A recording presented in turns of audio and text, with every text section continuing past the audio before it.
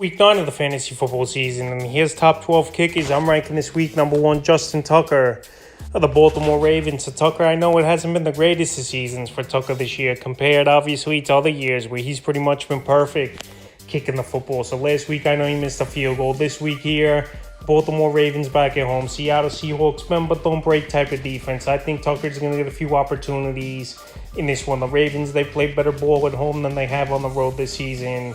And like I said, for the most part, Tucker's been money in the bank throughout his career.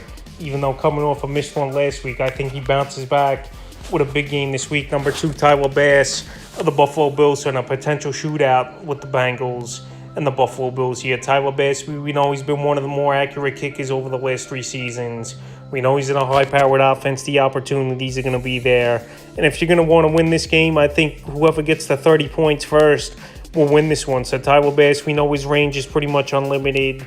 We know he's going to get the opportunities. And I got him at 2. Number 3, Harrison Butker of the Kansas City Chiefs. So it's been a solid season here for Harrison Butker. The last 2 out of 3 weeks, double-digit fantasy points. So this week, ball game in Germany versus the Miami Dolphins. It's going to be a potential shootout, indoor game as well. And Butker's got a big boot. Last season, he was banged up with the groin injury majority of the year. But this season, he's gone out there and he's pretty much been perfect. So I think, once again, he has a solid game. Number 4, Jake Elliott of the Philadelphia Eagles. So Jake Elliott, top 10 in fantasy points at the position this season. And this week here, matchup versus the Dallas Cowboys. That's a bend but don't break type of defense where the Eagles, they're going to have to settle for field goals. Obviously, versus other teams, this team's punching in the end zone a majority of the time. But versus Dallas, they're going to have to settle, I believe, here. Jake Elliott's been an accurate kicker, only missing 2 field goals on the season here. And this week versus the Cowboys, I think he'll get more opportunities instead of extra points. Number 5, Evan McPherson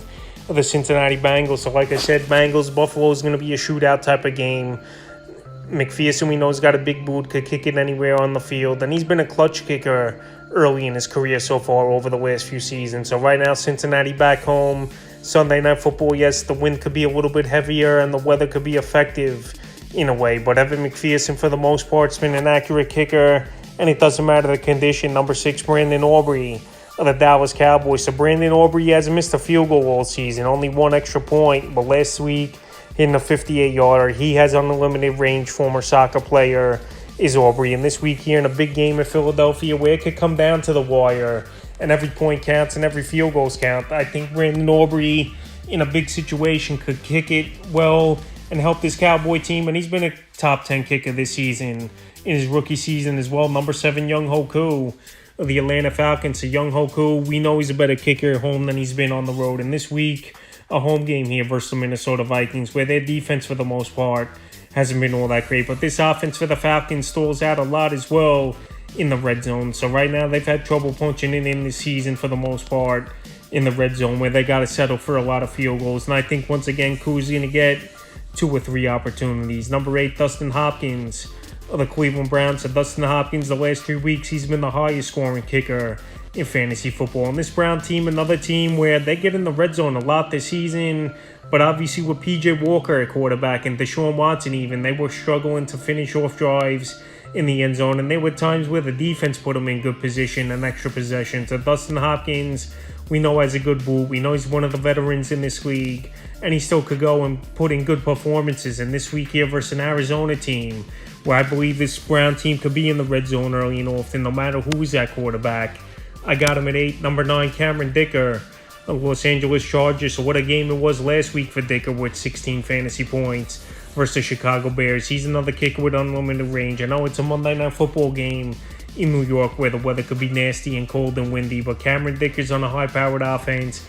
And this Jet defense is a bend but don't break defense where the name of the game is settling for field goals, it seems like, versus the Jets, where a lot of teams have had trouble all season punching it in the end zone. So Cameron Dicker, he's going to get opportunities in this one. We know this Charger team's been aggressive this season and they passed up on kicking some field goals. But this week here versus a defense like the Jets, I think they're going to take what they can get. This week, number 10, Matt Gay of the Indianapolis Colts. So Matt Gay's been a solid kicker. You could pretty much pencil him in at worst 7 or 8 fantasy points weekly for this Colt team. And right now, he's still out there in over 70% of fantasy leagues. He's got a good matchup versus the Carolina Panthers, a defense that really don't stop anyone. And this Colt offense as well is a team that stalls out a decent amount of times in the red zone. So with all those factors, I think Matt Gay, 8-9 fantasy points, is definitely a possibility. Number 11, Daniel Carlson of the Vegas Raiders. So Daniel Carlson, he was banged up in last week's game, but he fought through it with the groin problem at the Detroit Lions and had a decent ball game. So this week here, matchup back home once again is this Raider team finally, where it seems like they've been on the road for the last month of the season. So Carlson, we know, has got a big boot.